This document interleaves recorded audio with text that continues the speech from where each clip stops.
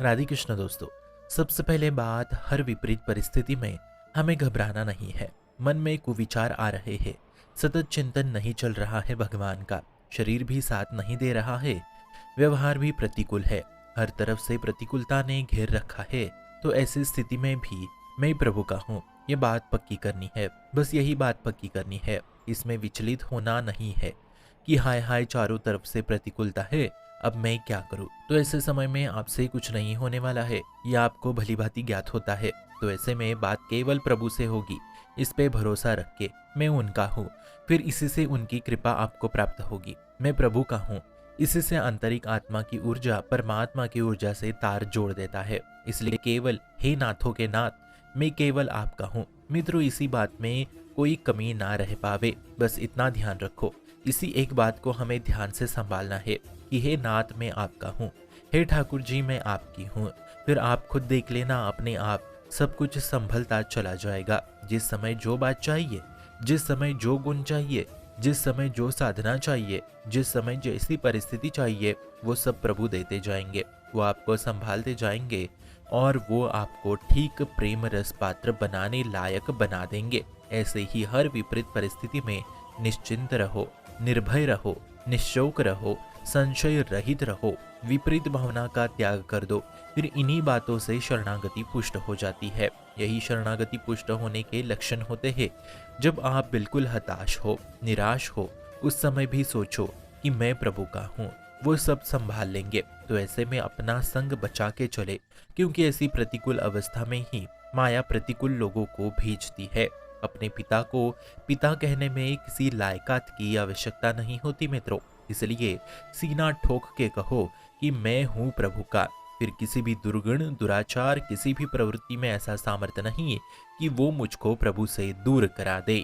ये दुरंत माया चाहे घसीट के पाताल में ले जाए, पर फिर भी मैं आपका हूँ।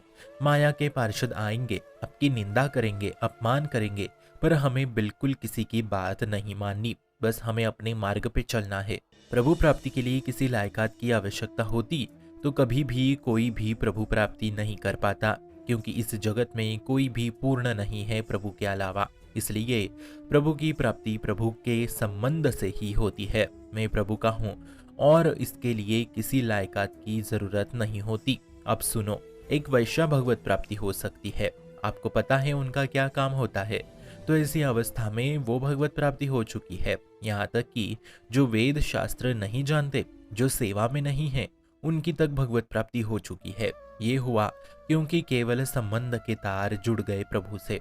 हम उनके हैं, बस इसी से सब हो जाएगा। आप बिल्कुल निश्चिंत रहो, विश्वास तो करो कि परम कल्याण इसी से होता है कि मैं प्रभु का हूँ। क्या आपको पता है मित्रों, वृद्धावस्था में अंतिम समय में भजन बिल्कुल नहीं होता। तब पूरे हम मुरझा जाते हैं, मुख से नाम भी नहीं निकलता। तब शरीर बीमारियों के कारण साथ छोड़ देता है, नस नाड़ियां सब बंद होने लगती है, बड़ी ही हृदय की फड़फड़ाहट होती है। उस समय भजन जप नहीं होता, उस समय ये संबंध काम आता है। मैं प्रभु का हूँ, तेसा महम समुधरता, अहम मृत्यु संसार सागरात। इसी संबंध से भगवान की कृपा, भगवान तब प्रकट होते हैं, फिर भगत गोलोक प्रकट हो जाता है। इसलिए बेपरवाह रहो, विश्वास ही वो बंधन है जो हमें प्रभु से जोड़ के रखता है। जितना अविश्वास दिखाओगे उतना प्रभु से विलग होते जाओगे। बिन विश्वास भगति न रही राम, राम कृपा बिन सपने जीव नहीं ना विश्राम।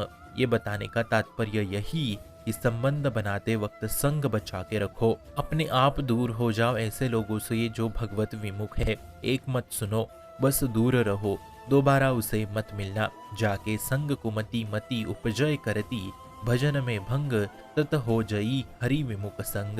शुभम भवतु कल्याणमस्तु।